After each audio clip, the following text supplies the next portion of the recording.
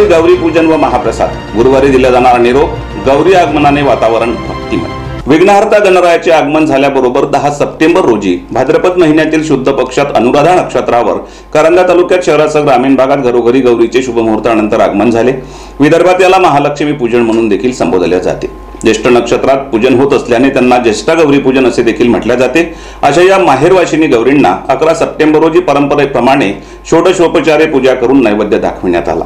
त्यामुळे घरोघरी महाप्रसादाची लगबग दिसून आली। तर 12 सप्टेंबर रोजी त्यांना निरोप देण्यात येईल। अखंड सौभाग्य प्राप्तीसाठी स्त्रिया भाद्रपद महिन्याच्या शुद्ध पक्षात गौरींचे पूजन करतात। एका पौराणिक कथेनुसार असुरांच्या त्रासाला कंटाळून सर्व स्त्रिया आपले सौभाग्य अक्षय करण्यासाठी गौरीला शरण गेल्या, तिची प्रार्थना केली।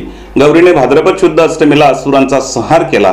तेव्हापासून अखंड सौभाग्य प्राप्त होण्यासाठी स्त्रिया ज्येष्ठा गौरी हे व्रत करतात। गौरी किंवा महालक्ष्मीचे पूजन ज्येष्ठ नक्षत्रावर केले जाते, म्हणून यांना ज्येष्ठा गौरी देखील संबोधले जाते।